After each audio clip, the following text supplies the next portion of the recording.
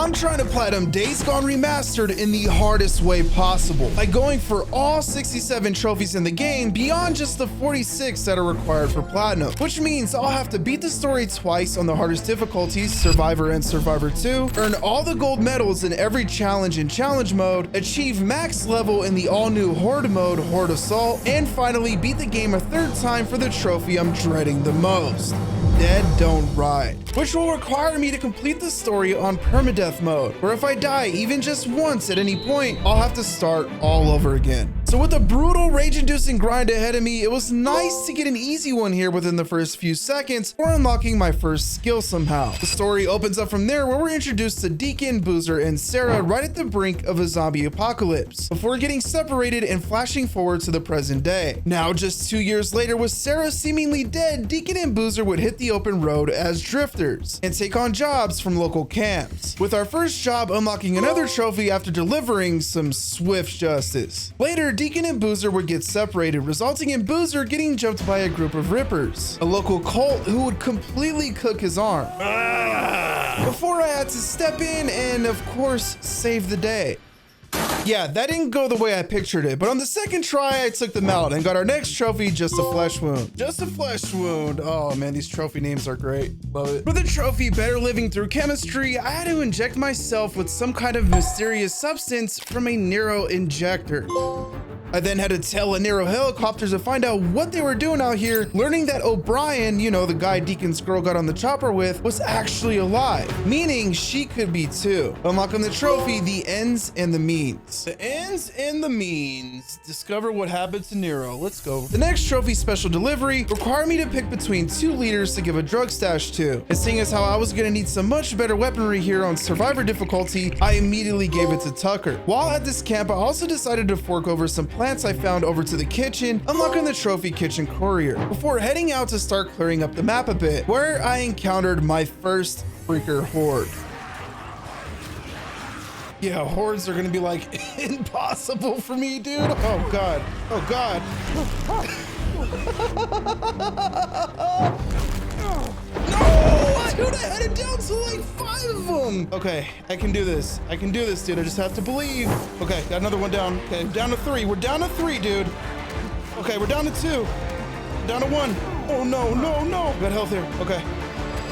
Let's go! 1 down! We got it! Let's go! Oh my god, I was determined to get that. Attempting to do that so early in the playthrough was an insane choice that thankfully worked out, but cost me a lot of supplies. So after restocking a bit and crafting up some bandages and Molotovs, I got the next trophy, DIY Oregonian. I continued chipping away at even more open world stuff from there that could help us get a few more trophies later, which included everything from hordes, Nero checkpoints, and ambush camps to rescuing survivors, kicking over cairns, and of course clearing out infestation, all while dealing with annoying freakers and even wolves. Come on, jump on me, I dare you. Oh, I didn't mean that. I didn't mean it. What just happened? But none of that was worse than Lisa, a local girl I had to rescue for Tucker's camp. Where did you go now? Why does she keep getting lost? Where are you going? Bro, Lisa, what is this mission, bro? What are you even doing? Who are you boxing right now? Are you serious right now?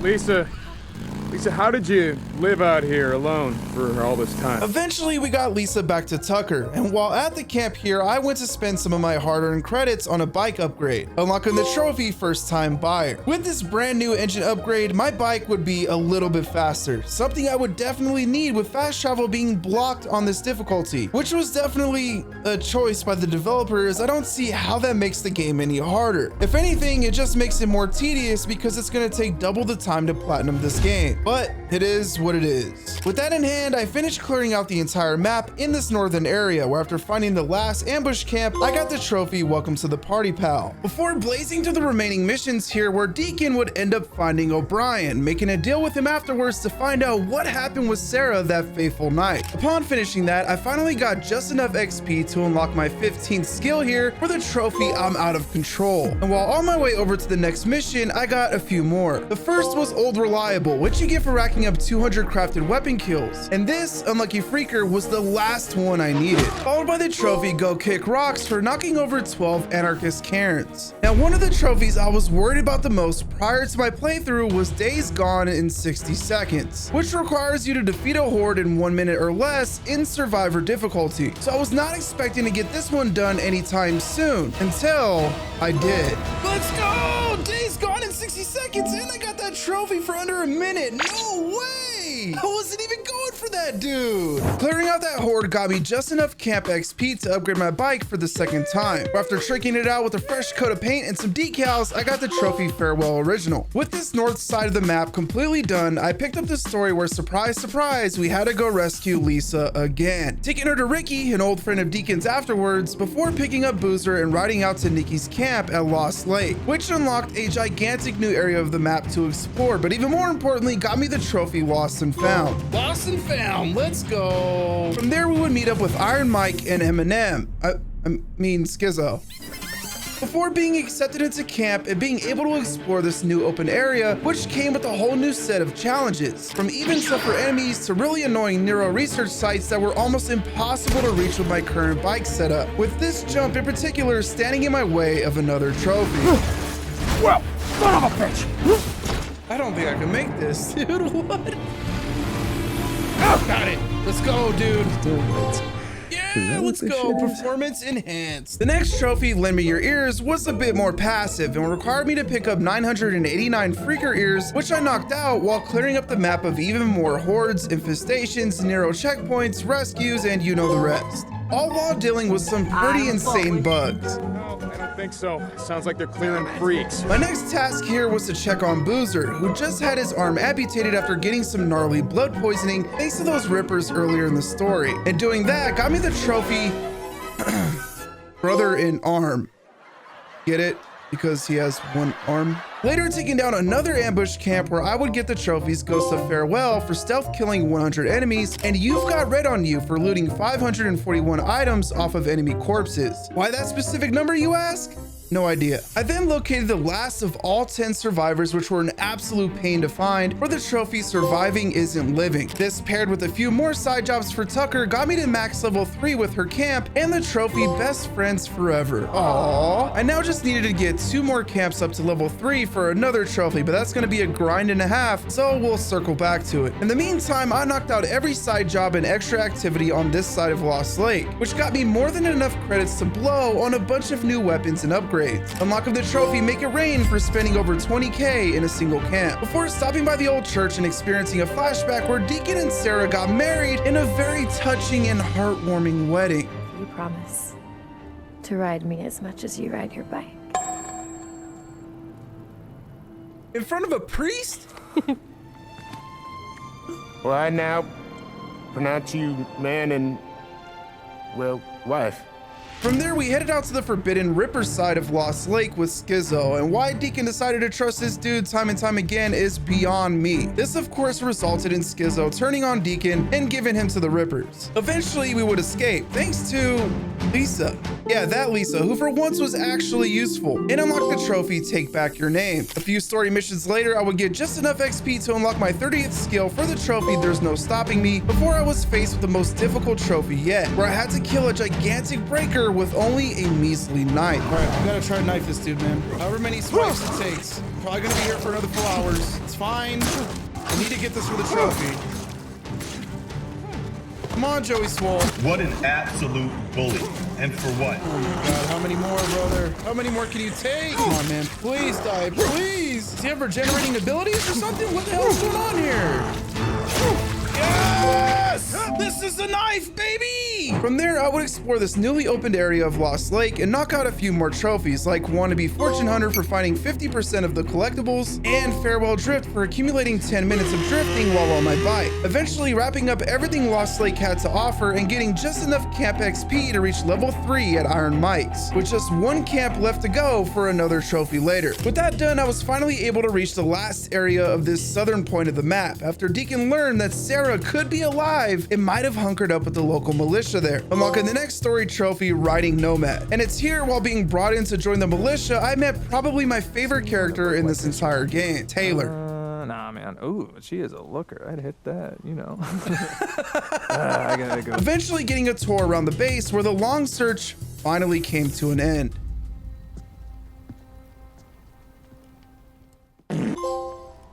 Hold on tight. Let's go see a familiar face. With that done, I was finally free to start exploring this last area of the game and chip away at this platinum even more, which included the last ambush camp where I went absolutely insane with this sniper rifle.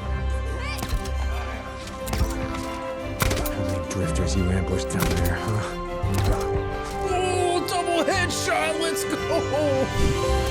Yo, ambush camp hunter. Let's go, dude. They're all done. Finding even more collectibles later for the last trophy there, the Broken Road Show, along with the last Nero checkpoint for the trophy World's End. Hey, World's End. Complete the World's End storyline. Let's go. And the last infestation nest for the trophy Infestation Exterminator, before picking up another job from Weaver, where Deacon would get a little bit pressed. Yeah, I tried to hit that once when I first got here.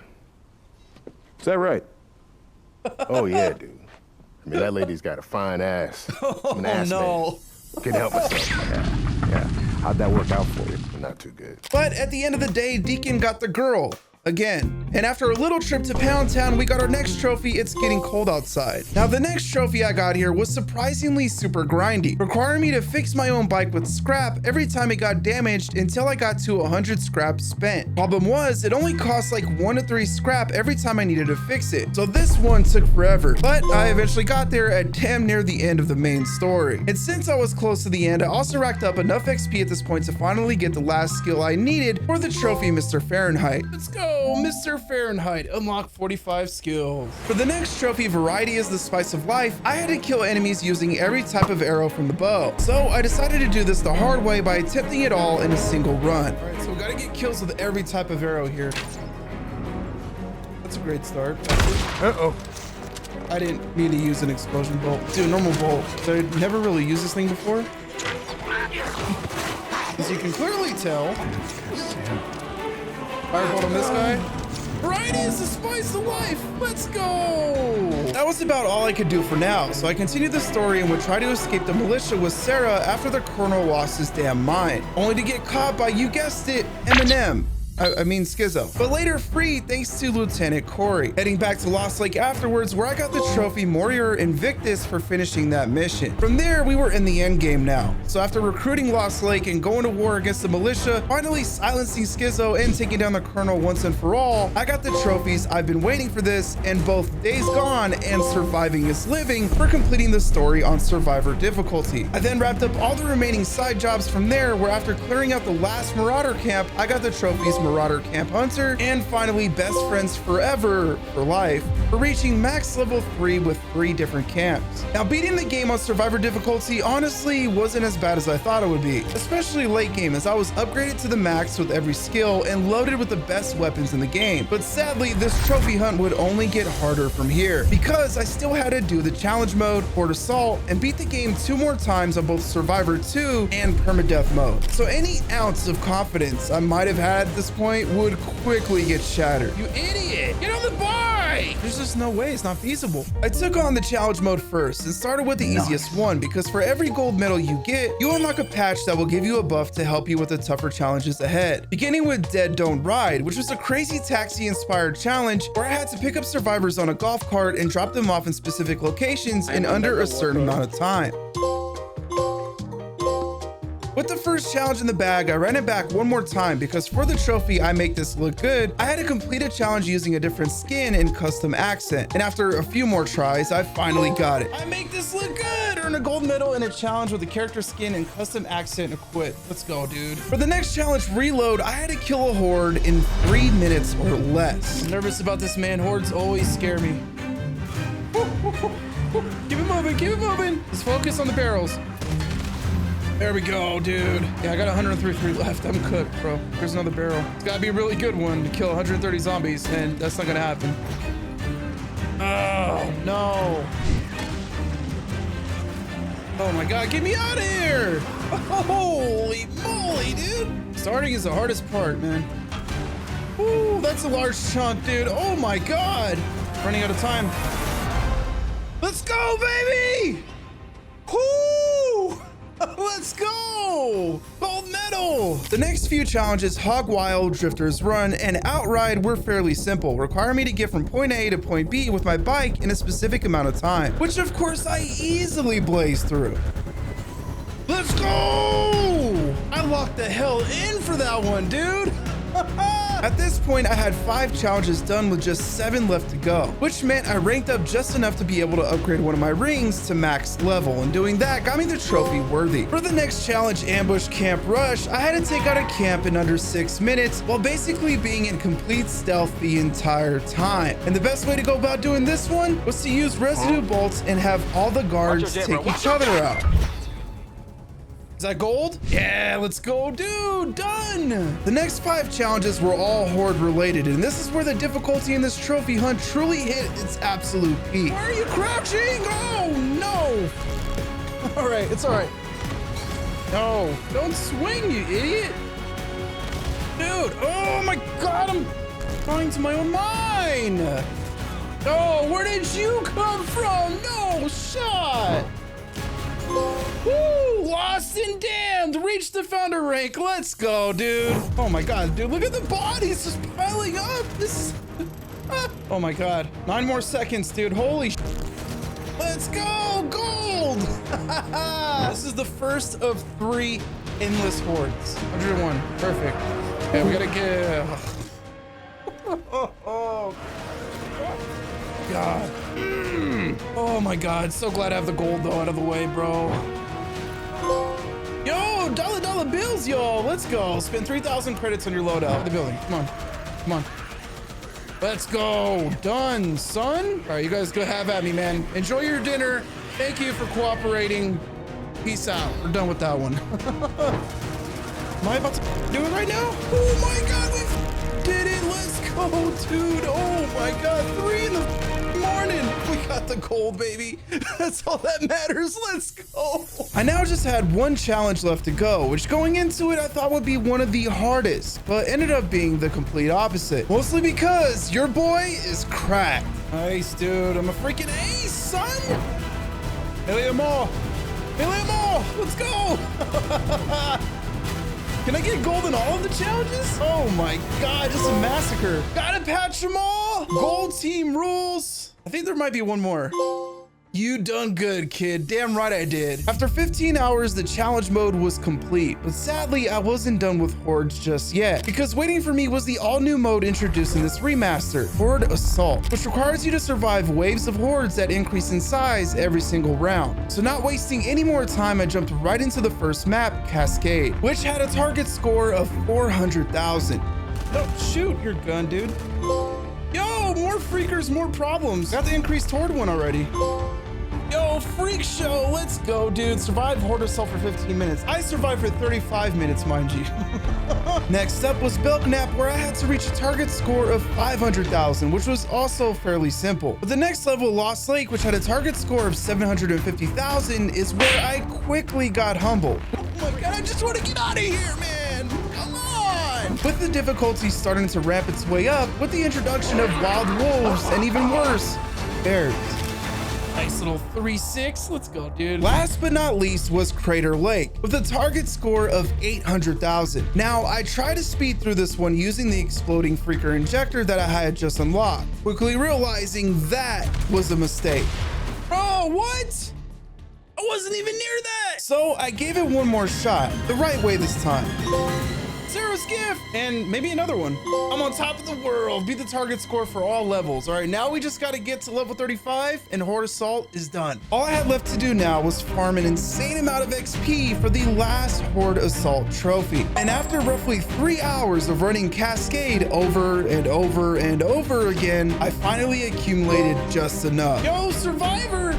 Oh, we did it! Achieve max level in Horde Assault. Let's go. We're done. Oh Oh my god, I never want to see another Horde again. With the challenge mode in Horde Assault finally in the rearview mirror, I now had to run the story back 2 more times on Survivor 2 and permadeath mode. Now, when it comes to the Survivor 2 playthrough, as much as I would love to say this was the hardest thing I've ever had to do in my life, so bad that it brought me to tears and made me break my PS5 and yada yada yada, as it would honestly make a more climactic ending, I would be lying to you, because I was fully upgraded with all the best weapons in the game. So it made Survivor 2 an absolute cakewalk, which honestly didn't feel any harder than Survivor 1, but it definitely did have its moments. Oh god, this camp is useless. Can you guard your front door, please?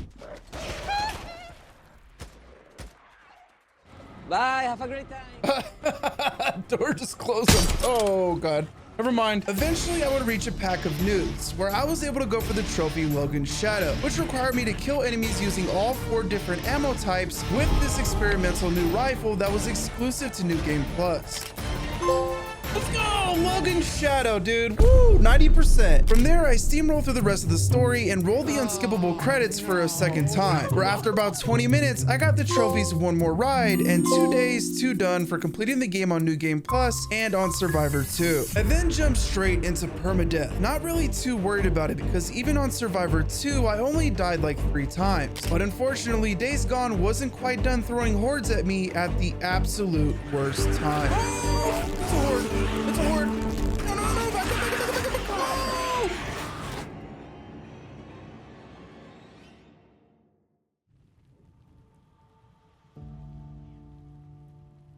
I was like halfway done with the game, dude. No! I was about halfway through the story at that point and just completely devastated. I didn't want to play a single second of this game anymore, but I pushed through, and after 10 more hours, I finally beat this game for the last time. I now just had 1 trophy left to go, and I saved the funnest one for last, and that was Burnout Apocalypse, which required me to drift and use nitrous at the same time for at least 5 seconds. Sounds easy, right? Well, in typical Days Gone fashion, and just like every other trophy in this game, this one would also give me a hard time. Here we go for the platinum in style. 3, 2, 1.